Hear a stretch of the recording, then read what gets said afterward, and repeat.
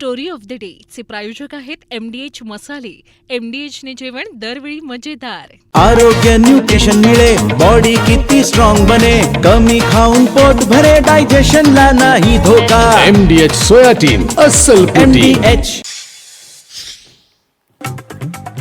सोनम वांगचुक यांनी अखेर उपोषण सोडलं. पीडित कुटुंबांना मदत आणि आंदोलकांवरील गुन्हे मागे घेण्याचं आश्वासन दिल्यानंतर उपोषण मागे घेण्याचा निर्णय. सीजेपीची सरकारसोबत 2 तास चर्चा. धर्मेंद्र प्रधानांच्या राजीनाम्यावर तडजोड नाही. सीजेपी बैठकीत भूमिकेवर ठाम, तर भरपाई आणि खटले मागे घेण्यावर सरकारची सहमती. तुमच्या हातात बंदुका काठ्या असतील तर आमच्या हातात तिरंगा आहे. समोर या, तुमची हुकुमशाही जिंकते की आमचा तिरंगा जिंकतो ते पाहू. मुंबईतील आंदोलनामध्ये उद्धव ठाकरेंचं सरकारला आव्हान. यापुढे विद्यार्थ्यांना हात लावू नका, सहन केलं जाणार नाही. शिवाजी पार्क वरून आदित्य ठाकरेंचा सरकारला इशारा. शाळेत शिक्षकांनी विद्यार्थ्यांना मारलं तर त्यांच्यावर कारवाई होते. मग दिल्लीत विद्यार्थ्यांना मारहाण करणाऱ्या पोलिसांवर आणि तसे आदेश देणाऱ्यांवर कारवाई का नाही, राज ठाकरेंचा सवाल. राहुल गांधींनी दाखवल्या पॅलेट गनने जखमी झालेल्या विद्यार्थ्याच्या जखमा. यापुढे विद्यार्थ्यांवर हल्ला करू नका, राहुल गांधींनी सरकारला ठणकावलं. मंत्री धर्मेंद्र प्रधानांचा राजीनामा झाला पाहिजे, नाहीतर पंतप्रधान मोदींच्या खुर्चीला धोका. राजीनाम्याशिवाय शांत बसणार नाही, अभिजित दिपकेंचं सरकारला आव्हान. आणि पेपरफुटी संदर्भातील विधेयकाला कॅबिनेटमध्ये मंजुरी. दोषीला 10 वर्षे शिक्षेची तरतूद. फास्ट ट्रॅक कोर्टामध्ये सुनावणी पूर्ण करणार असल्याची माहिती.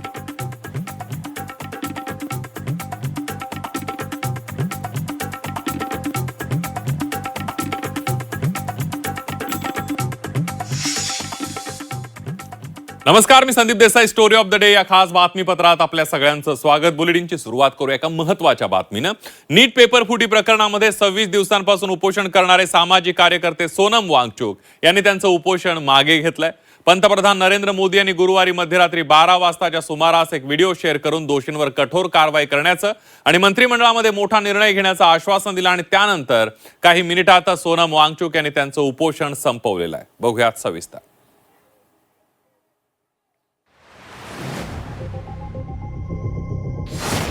सोनम वांगचुक यांचं उपोषण अखेर मागे. 26 दिवसांनंतर आमरण उपोषण सोडलं.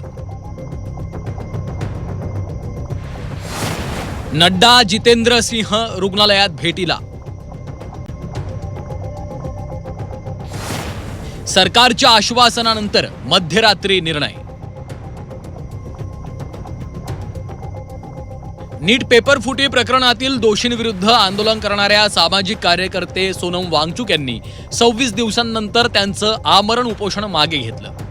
हरियाणातील गुरुग्राम इथल्या मेदांता रुग्णालयात गुरुवारी मध्यरात्री सरकारचे प्रतिनिधी केंद्रीय आरोग्य मंत्री JP नड्डा आणि केंद्रीय मंत्री जितेंद्र सिंह यांच्याशी झालेल्या चर्चेनंतर वांगचुक यांनी उपोषण थांबवण्याचा निर्णय जाहीर केला. यावेळी लेह लडाखमधील सर्वोच्च समितीचे वरिष्ठ नेते उपस्थित होते. पंतप्रधान नरेंद्र मोदींनी मध्यरात्री व्हिडिओ जारी करत नीट पेपरफुटी प्रकरणात कठोर कारवाईचं आश्वासन दिलंय. फास्ट ट्रैक कोर्ट और कठोर सजा के प्रावधान के साथ का ये मुसद्दा कैबिनेट में चर्चा होगी. कैबिनेट के साथियों के सुझाव के बाद उसका अंतिम रूप दिया जाएगा. मोदींच्या या व्हिडिओनंतर काही वेळातच सोनम वांगचुक यांनी उपोषण थांबवण्याचा निर्णय जाहीर केला. वांगचुक यांचं उपोषण मागे घेताना सरकारनं त्यांच्या 3 अटी मान्य केल्या, ज्यामध्ये 20 जुलै रोजी शांततेनं आंदोलन करून संसदेवर मोर्चा काढणाऱ्या विद्यार्थ्यांवर कोणताही गुन्हा दाखल केला जाणार नाही. परीक्षेसंदर्भात पेपरफुटी आणि शिक्षण प्रणालीतील सुधारणांवर संसदेत चर्चा करायला सरकार तयार आहे. नीट पेपरफुटीमुळे आत्महत्या केलेल्या मुलांच्या कुटुंबियांना नुकसान भरपाई देण्याचा देखील विचार केला जाईल. उपोषण मागे घेतल्यानंतर व्हिडिओ जारी करत वांगचुक यांनी युवा आंदोलकांना सतर्क राहण्याचे आणि हिंसा टाळण्याचे आवाहन केलंय. सरकार से इस तरफ से मंत्रीगण आए थे, उन्होंने भी ये आश्वासन दिया जिसका कि 2 दिन से हम बहुत ही कड़ा क्या कहेंगे, एक तरह का बार्गेन चल रहा था कि मुझे आश्वासन चाहिए और लिखित में चाहिए, और इसमें 2 दिन लगे और मुझे इसलिए अनशन पर 2 दिन और बैठना पड़ा, और ज़्यादा भी बैठ जाता तो आखिर में आज उन्होंने लिखकर आश्वासन दिया है। सोनम ने उनकी सुरक्षा का बंदोबस्त कर दिया है इस लेटर के माध्यम से कि किसी पर कुछ भी, ना फिजिकल असॉल्ट होगा, ना लाठीचार्ज होगी, ना कोई लीगल एक्शन होगा। और उसके बाद ये स्टूडेंट्स का और जो उनके नेतृत्व कर रहे हैं, ये उनके उस पर डिपेंड करता है कि वो इसको आगे कैसे ले जाना चाहे। वांगचुक यांनी आपलं उपोषण मागे घेतल्यानंतर सीजीपी अभिजित दिपके यांनी त्यांचे आभार मानलेत। उपोषण सुटल्यानं त्यांचा जीव वाचल्याचं दिपकेंनी म्हटलंय, पण जोपर्यंत धर्मेंद्र प्रधान राजीनामा देत नाही तोपर्यंत जंतर मंतरवरील आंदोलन सुरूच राहणार असंही त्यांनी स्पष्ट केलं। सोनम सर ने अपना हंगर स्ट्राइक तोड़ दिया है, तो इससे हमें बहुत ही खुशी और राहत मिली है, क्योंकि सोनम सर की जो लाइफ है वो इस देश के लिए बहुत ज़्यादा कीमती है। कॉकरोच जनता पार्टी का जो प्रोटेस्ट है जंतर मंतर पर, वो वैसे ही चलता रहेगा जब तक धर्मेंद्र प्रधान इस्तीफा नहीं देते। सोनम सर का जो सेक्रीफाइस रहा है 26 दिनों का, उसे हम वेस्ट नहीं जाने देंगे। जो दिल्ली पुलिस ने ब्रूटैलिटी करी है स्टूडेंट्स के अगेंस्ट, उन स्टूडेंट्स की जो सेक्रीफाइस थी उन्हें हम वेस्ट नहीं जाने देंगे। तो हमारा प्रोटेस्ट तब तक चलता रहेगा जब तक धर्मेंद्र प्रधान रिजाइन नहीं करते। सोनम वांगचुक यांनी उपोषण मागे घेतल्यानंतर विविध राजकीय प्रतिक्रिया उमटल्या। भाजप तसंच एनडीएनं सोनम वांगचुक यांच्या उपोषण थांबवण्याच्या निर्णयाचं स्वागत केलंय। सरकारने बहुतांशी त्यांच्या मागण्या संदर्भात आता कार्यवाही सुरू केली। काही बाबतीमध्ये सरकारने आश्वासन दिलेलं आहे कार्यवाहीबद्दल। आता दुर्दैवानं ज्या हेतूसाठी आंदोलन होतं त्याचा जर आता हेतू संपलेला आहे, वांगचुक यांनी आपलं उपोषण सोडलेलं आहे, आता हे आंदोलन सुरू ठेवण्याची आवश्यकता नाही। परंतु मी काल माझी भूमिका स्पष्ट केली की विद्यार्थ्यांचं जे आंदोलन आहे, त्यांच्या काय मागण्या आहे, सरकार नेहमी सांगतं आमची दारं खुली चर्चेला। दुसरीकडे खासदार संजय राऊतांनी वांगचुक यांनी उपोषण मागे घेतल्याचा आनंद असल्याचं म्हटलंय, पण त्याचवेळी जंतर मंतरवर येऊन उपोषण सोडायला हवं होतं असं म्हणत त्यांनी नाराजी व्यक्त केली। सोनम वांगचुक यांनी 26 दिवसांचं उपोषण मागे घेतलं, याबद्दल सगळ्यांनाच एक आनंद आहे। 26 दिवस त्यांनी उपोषण केलं, पण मध्यरात्री उपोषण सोडण्याची गरज नव्हती। ते सगळ्यांच्या समक्ष जंतर मंतर इथून त्याने हे उपोषण सुरू केलं होतं, तिथे येऊन त्याने उपोषण सोडलं असतं तर देश अधिक आनंदित झाला असता। त्यांना फरफटत नेलं, त्या सरकारला हे दाखवायला पाहिजे होतं आम्ही सगळ्यांनी की त्याच जागेवरती आम्ही जाऊ आणि आम्ही उपोषण सोडू, कारण हे आंदोलन देशाचं, हे आंदोलन एका व्यक्तीचं नाही। एकटी व्यक्ती जेव्हा उपोषण करते, आंदोलन करते, तेव्हा त्याला काय अर्थ नसतो। असे रोज अनेक लोक बसतात उपोषणाला, त्याच्यामुळे त्याच जागेवरती येऊन या हुकुमशाही सरकारच्या नाकावर टिचून हे आंदोलन, हे उपोषण सगळ्यांच्या साक्षीनं त्यांनी सोडलं असतं तर त्या दिवशी ती रात्र ही राष्ट्रीय तेजानं तळपून निघाली असते। राऊतांनी टीकेचा सूर उमटवल्यानंतर महायुतीनं राऊतांच्या विधानावर पलटवार केल्याचं दिसलं।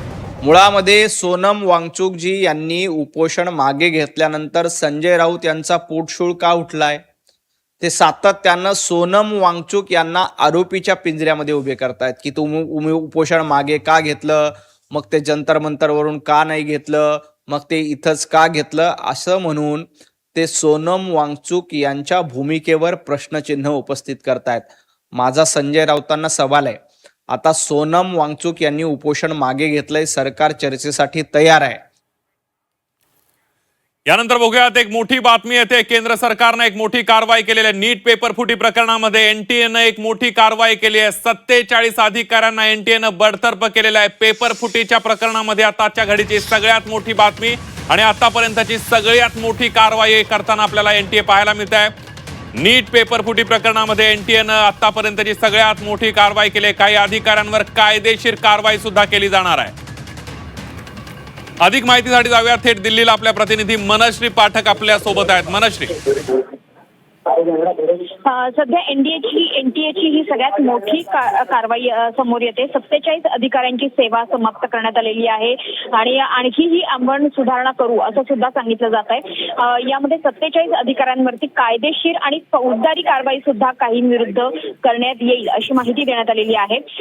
प्रश्नपत्रिका फुटीच्या वादानंतर सध्या एनटीए मध्ये सुरू असलेल्या संपूर्ण पुनर्रचनेचा हा एक भाग असून परीक्षा प्रणाली अधिक पारदर्शक आणि विश्वासार्ह आपण करू, त्याकरता सुधारात्मक काही उपाययोजना करू असं देखील सांगण्यात येत आहे. मात्र सध्याच्या घडीची ही सगळ्यात मोठी बातमी आहे की एनटीएचे जे 47 अधिकारी आहेत त्यांना बडतर्फ करण्यात आले आहे. 47 अधिकाऱ्यांवरती ही सगळ्यात मोठी कारवाई आहे आणि सोबतच काही अधिकाऱ्यांवर म्हणजे या 47 अधिकाऱ्यांपैकी काही अधिकाऱ्यांवर कायदेशीर कारवाई केली जाण्याचं देखील सांगितलं गेलं आहे. अगदी मनश्री, आपण बघतोय एकीकडे एनटीएच्या अधिकाऱ्यांवर कारवाई एनटीएनं केलेली आहे, मात्र या सगळ्यामध्ये पेपर सेट करण्यासाठी काही तज्ज्ञ प्राध्यापकांची नियुक्ती केली जाते.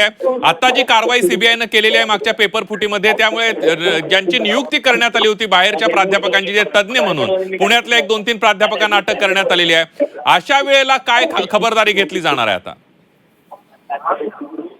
एकंदरीतच जसं सांगितलं गेलंय की या संपूर्ण प्रक्रियेच्या संदर्भात काही व्यापक बदल करण्यात येणार आहे आणि म्हणूनच ही कारवाई एनटीएच्या सगळ्या ओव्हरऑल दिशेच्या दृष्टीने सगळ्यात महत्वाचं पाऊल ठरते आहे की परीक्षा प्रणालीला आणखी पारदर्शक, विश्वसनीय आणि उत्तरदायी अशा पद्धतीने ठरवण्याकरता म्हणून ही कारवाई करण्यात येते. हे पहिलं पाऊल मानलं जात आहे कारवाईचं, तसं देखील स्पष्टपणाने सांगितलं गेलेलं आहे. आणि इतकंच नाही तर काही प्राध्यापकांच्या बाबतीत सुद्धा एक कमिटी गठीत करून या संपूर्ण प्रक्रियेला कसं अधिक पारदर्शक करता येईल, कसं अधिक विद्यार्थीभूमी करता येईल या दृष्टीने सुद्धा प्रयत्न केले जाणार आहेत. मात्र सध्याच्या घडीला राष्ट्रीय परीक्षा संस्था ही सगळ्यात मोठी संस्था एनटीए मानली जाते आणि यांच्या मार्फतच राष्ट्रीय परीक्षा संस्थेमार्फतच सगळ्यात महत्वाच्या परीक्षा घेतल्या जातात आणि म्हणूनच या परीक्षा व्यवस्थेमध्ये व्यापक सुधारणा करण्याच्या दृष्टीने 47 अधिकाऱ्यांची ही बडतर्फीची तर कारवाई आहेच, मात्र सोबतच सगळ्यात महत्वाचं जे म्हटलं जात आहे की कायदेशीर आणि फौजदारी कारवाई सुद्धा आम्ही यामध्ये करू. तर यामध्ये नेमकी कोणकोणती नावं येत आहेत, यामध्ये काही उच्चपदस्थ नावं असणार आहेत का एनटीएच्या अधिकाऱ्यांची, हे बघणं सुद्धा तितकंच गरजेचं आहे.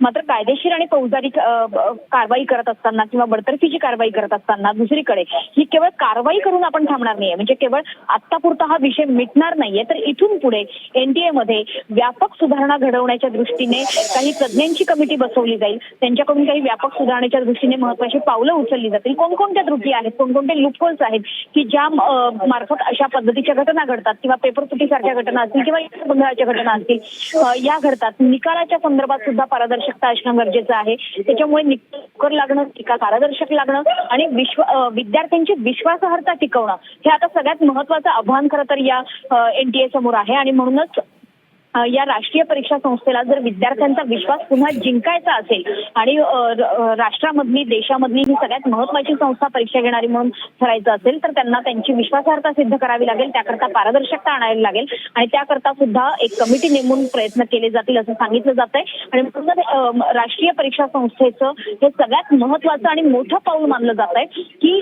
कुठल्याही परिस्थितीत आता गय केली जाणार नाही यामध्ये दोषी असलेल्यांची, म्हणून 47 अधिकाऱ्यांवर बडतर्फीची कारवाई आणि सोबत फौजदारी कारवाई, कायदेशीर कारवाईचं पाऊल सुद्धा उचलण्यात येत आहे.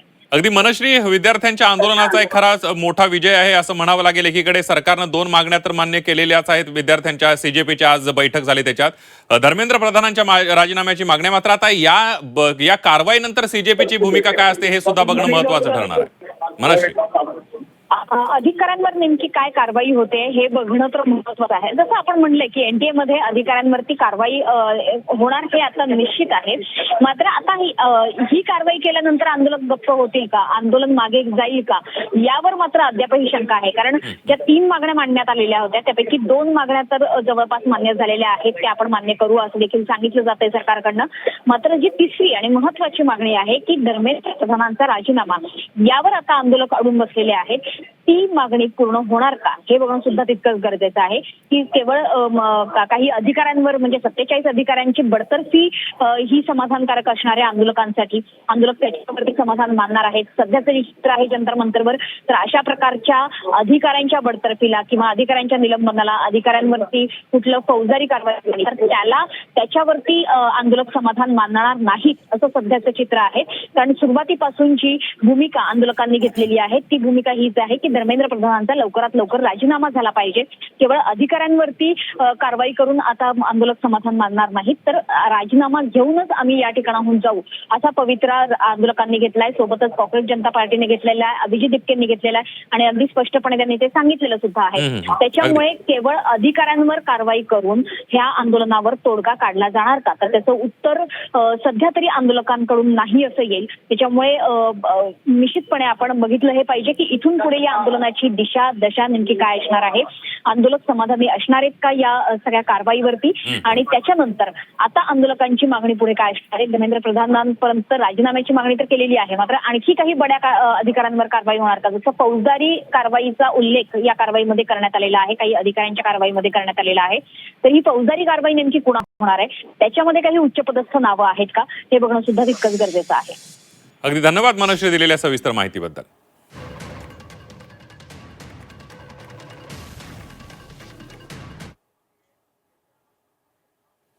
सामाजिक कार्यकर्ते सोनम वांगचूक यांनी उपोषण मागे घेतलं असलं तरी जंतर मंतरवरील तरुणाईचं आंदोलन मात्र सुरूच राहणार आहे. केंद्रीय शिक्षण मंत्री धर्मेंद्र प्रधान यांच्या हकालपट्टीच्या मागणीवर तरुणाई ठाम आहे आणि त्यामुळे शुक्रवारी झालेल्या सरकार आणि सीजेपी शिष्टमंडळाच्या बैठकीतही यावर कुठलाच तोडगा निघू शकलेला नाहीये.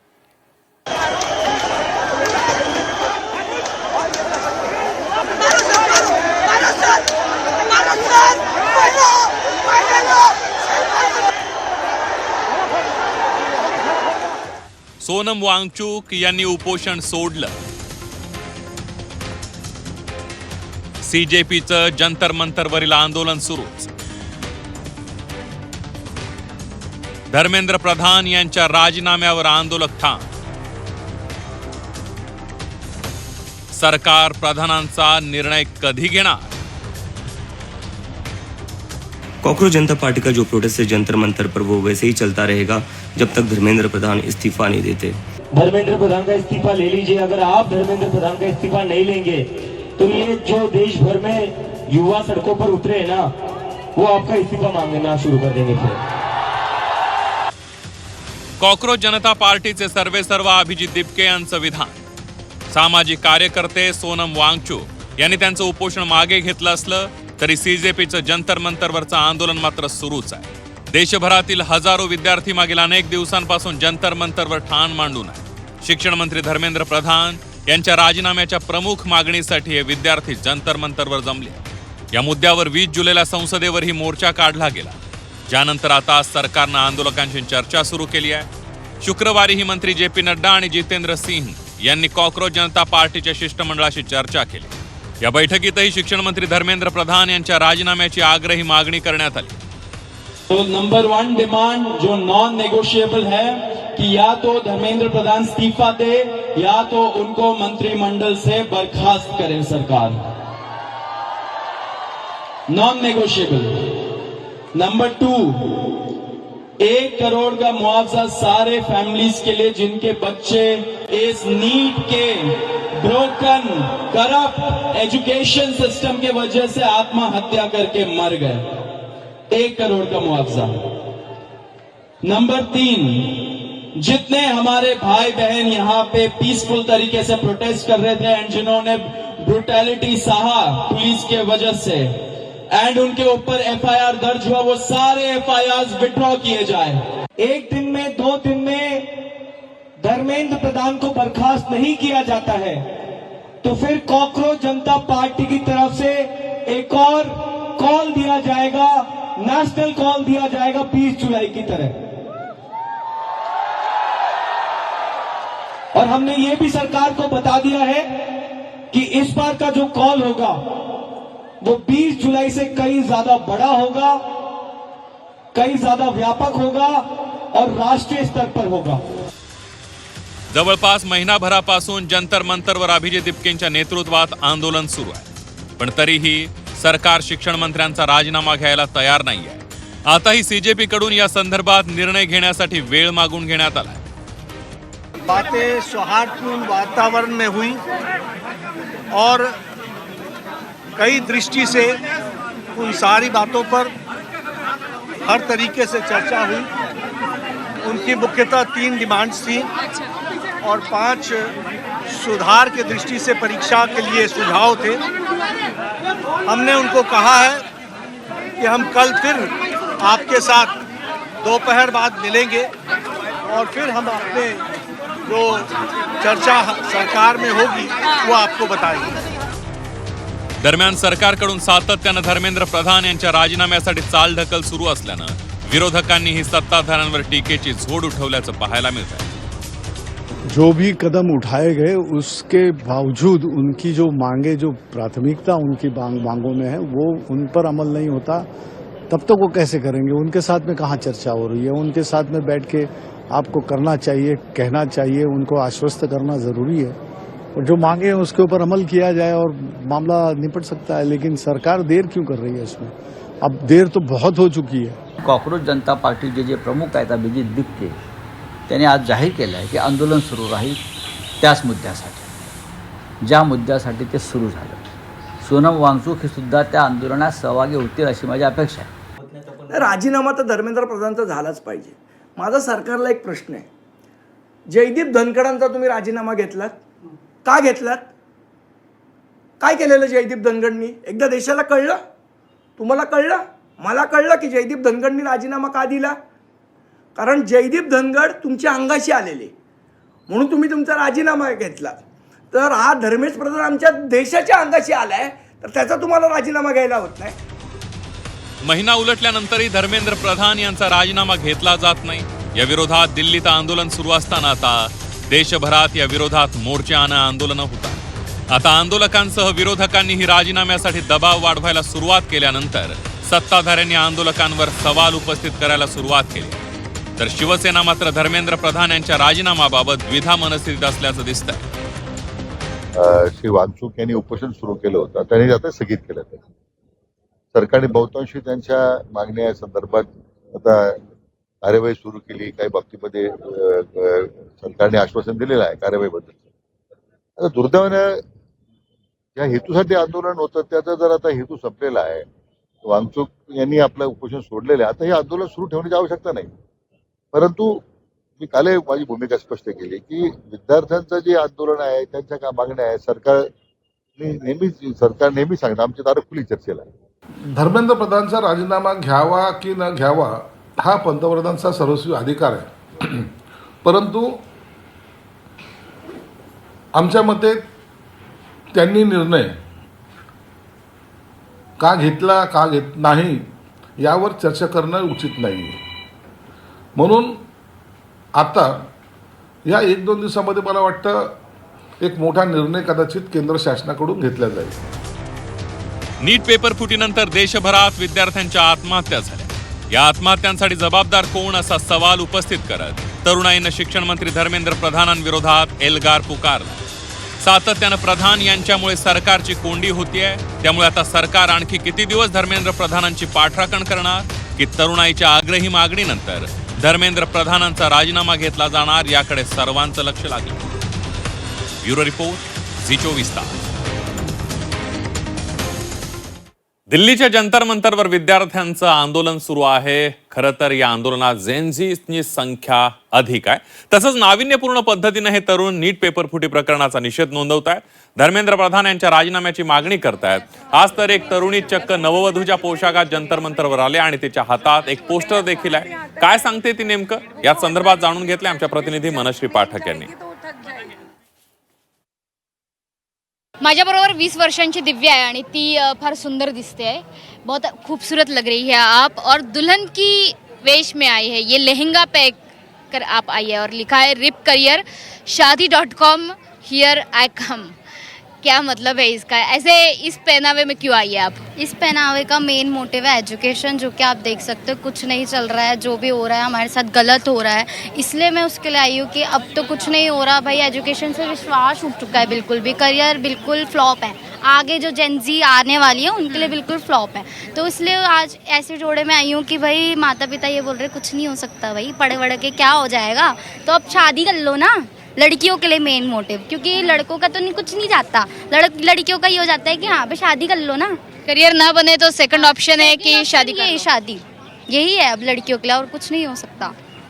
तो आपने क्या सोच रखी है कि करियर नहीं होगा तो सीधा है कि नहीं करियर नहीं है, एजुकेशन नहीं है, कुछ नहीं है, तो फिर शादी कर लो, यही सोचा है। लेकिन शादी करने के लिए जिसको आप देखेंगी आपके पति के रूप में या हस्बैंड के रूप में, उसका भी तो करियर बनना चाहिए कुछ तो। उसका भी करियर नहीं बनेगा ना, क्योंकि उसका भी एजुकेशन नहीं है। जब मेरा शादी किससे करना? भी नहीं है, और क्या शादी कर लेंगे, बाल बच्चे कर लेंगे। लेकिन फिर शादी किससे करनी है? मतलब जिसका करियर नहीं है उसी से कर लेंगी? हाँ, जिसका करियर नहीं है उसी से करना पड़ेगा ना, क्योंकि करियर है ही नहीं किसी का, और क्या है। अच्छा, उस तौर पे तो सिमिलॅरिटी हो जाएगी फिर। हाँ, सिमिलर हो जाएंगे ना दोनों, अनपढ़। ज्या काळामध्ये शिकणं सवरणं सोडून मुलींना केवळ संसार सांभाळायला सांगितलं जात होतं, केवळ मुलींना लग्नासाठी तयार केलं जात होतं, आणि म्हणूनच ही मुलगी म्हणते की माझं करियर वाचवा। ती सुद्धा नीटची तयारी करते, मात्र तिचं जर करियर वाचलं नाही तर तिच्यासमोर लग्न करणं हाच एक शेवटचा, ये भी करियर ये होगा ना, एक शादी करना ये भी करियर थोड़ी कम है। ये करियर क्या, सब बहुत आगे तक का करियर है, सोच रखा है। अच्छा, तर करिअरचा हा एक वेगळा ऑप्शन त्यांनी शोधून काढला। खरं तर फार पूर्वीपासून हा पर्याय मुलींना दिला जातो करिअर करता। तर करिअर की लग्न यामध्ये आता जर आमचं करिअर बनलं नाही तर आम्ही लग्न हा पर्याय स्वीकारू असं या तरुणी म्हणतायत। खरं तर प्रतिकात्मक रूपानं आपल्याला हे थोडं विनोदी वाटत असलं तरी सुद्धा ही अतिशय गंभीर गोष्ट आहे। ज्या मुली शिकून सवरून आता पुढे गेलेल्या आहेत त्यांना पुन्हा एकदा हा समाज मागे खेचू पाहतोय का, हा प्रश्न विनोदी पद्धतीने ती विचारते। कॅमेरामन अशोक सोनवणेसह मनीष पाठक, झी 24 तास, जंतर मंतर, दिल्ली। आपण बघितलं कशा पद्धतीनं या तरुणीनं उपहासात्मक पेहराव करून येत सरकारवर सवाल केलेले आहेत, सरकारचा निषेध केलेला आहे, या सगळ्या नीट पेपर फुटीचा निषेध केलाय। तर दुसरीकडे जंतर मंतरवर तरुणांनी त्यांच्यावर लाठीचार्ज करणाऱ्या पोलिसांसाठी एक टॉय गन तयार केलेली आहे।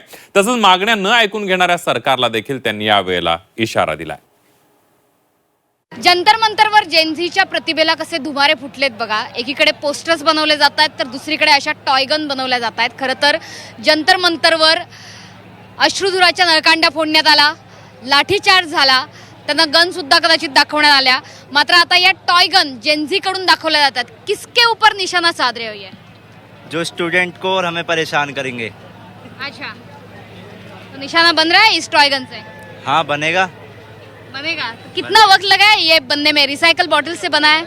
कैन से बनाया है, जो डाइट कोक की कैन होती है, और टेप्स लगाई है, ज़्यादा टाइम नहीं लगा। ज्यादा टाइम नहीं लगा। घर पे ऐसे ही कुछ अतरंगी बनाते रहते हैं? बनाते रहते हैं, काफ़ी सारी चीज़ें हैं हमारे पास। ये भाइयों ने पोस्टर भी बना रखे हैं। पोस्टर्स क्या है, दिखाना जरा। दिखाओ खोल के कैमरे के आगे। तर रिझाईन द्या, राजीनामा द्या या अर्थाने हे आहे। जल्दी रिझाईन दे, सुबह पनवेल निकलना है। पनवेल के हो तुम? नहीं, हम छतरपुर के हैं, बट पनवेल डायलॉग है ना। अच्छा, फेमस डायलॉग है इसलिए पनवेल निकलना है। गोमा, वो कौन सी पिक्चर है वो? अच्छा, पिक्चर्स। अच्छा, तो इस प्रकार के डायलॉग सूझते कहाँ से जेनजी को? इस प्रकार के पोस्टर्स आते कहाँ से? आ जाते हैं, आ जाते दिमाग में अपने आप। खरं तर हे आंदोलन एका वेगळ्या पिढीचं आंदोलन आहे। ह्या आंदोलनामध्ये आपण आजपर्यंत जेनझी पिढीला असं म्हणत आलो की ही सातत्याने मोबाईलमध्ये गुंतलेली पिढी आहे, यांचं काही फारसं वाचन नाही आहे, यांना प्रतिभा नेमकं म्हणजे काय हे देखील कदाचित माहिती नसेल। मात्र ही ती पिढी आहे जी अगदी अनोख्या ढंगाने, अनोख्या रंगाने आपला मुद्दा ठेवते आहे आणि आपले वेगवेगळ्या प्रकारचे पोस्टर्स बनवते आहे। हे पोस्टर्स सुद्धा तुम्ही बघताय की कशा पद्धतीने ते बनवलेत आणि अनेक अर्थांचे, वेगवेगळ्या अर्थांचे, वेगवेगळ्या भाषांमधले पोस्टर्स इथे बनवले जात आहेत। आणि म्हणूनच ही एक टॉय गन सुद्धा या एका मित्राने बनवली आहे, या जेनझीने बनवलेली आहे। आणि तो म्हणतोय लेकिन इस पर ये किसी को हर्ट नहीं करेगी ना? हर्ट करेगी, जो स्टूडेंट को हर्ट करेंगे उन्हें। तर ही टॉय गन या सगळ्या जेनझीने बनवलेली आहे आणि जेनझीच्या अशा पद्धतीच्या या प्रतिभा आपल्याला आणखी बऱ्यापैकी बघायला मिळणार आहेत। कॅमेरामन अशोक सोनवणेसह मी मनश्री पाठक, झी 24 तास, जंतर मंतर, दिल्ली। आपण बघितलं आंदोलनात सहभागी झालेल्या विद्यार्थ्यांनी कशा पद्धतीनं ही टॉय गन तयार केलेली आहे आणि आपला निषेध व्यक्त केला आहे. वेगवेगळ्या बॅनरच्या माध्यमातून एक वेगवेगळे बॅनर तयार केलेले आहेत. काही जे कलात्मक बॅनर सुद्धा हे तरुण करताना आपल्याला पाहायला मिळतात. यानंतर बघूया पुढली एक महत्वाची बातमी. पेपरफुटी प्रकरण फास्ट ट्रॅक कोर्टामध्ये चालवलं जाणार आहे. पेपरफुटी प्रकरणासंदर्भात सरकारने एक महत्वाचा निर्णय घेतलाय. कॅबिनेटमध्ये या निर्णयाला मंजुरी सुद्धा देण्यात आलेली आहे. सगळ्यात महत्वाची बातमी आपण बघतोय. सूत्रांकडून या संदर्भातली माहिती मिळते. आता नीट पेपर फुटीतल्या दोषींवर कारवाईसाठी सरकारनं पावलं उचलायला सुरुवात केलेली. पेपरफुटी प्रकरण आता फास्ट ट्रॅक कोर्टात चालवलं जाणार असल्याची माहिती सूत्रांकडून मिळते. पेपरफुटी प्रकरणामध्ये एकंदरीत परीक्षा यंत्रणेमध्ये पारदर्शकता आणण्यासंदर्भात आता केंद्रानं पावलं उचलायला सुरुवात केलेली आहे. पेपरफुटी प्रकरण फास्ट ट्रॅक कोर्टामध्ये चालवणार आहे. यापूर्वी सीबीआय कोर्टामध्ये प्रकरण सुरू होतं, मात्र आता ते फास्ट ट्रॅक कोर्टात चालवलं जाईल आणि लवकरात लवकर दोषींना शिक्षा केली जाणार आहे. तर दुसरा एक कायदा सुद्धा केंद्रानं केलेला आहे की 10 वर्षांची सजा पेपरफुटी प्रकरणातल्या आरोपीला दिली जाणार आहे. एक मोठी बातमी आपण बघतोय. पेपरफुटी प्रकरण आता फास्ट ट्रॅक कोर्टामध्ये चालवलं जाणार आहे. यापूर्वी सीबीआय कोर्टात हे प्रकरण सुरू होतं, मात्र आता ते फास्ट ट्रॅक कोर्टामध्ये चालवलं जाईल. न्यायाधीश अनु ग्रोवर यांची नियुक्ती करण्यात आलेली आहे.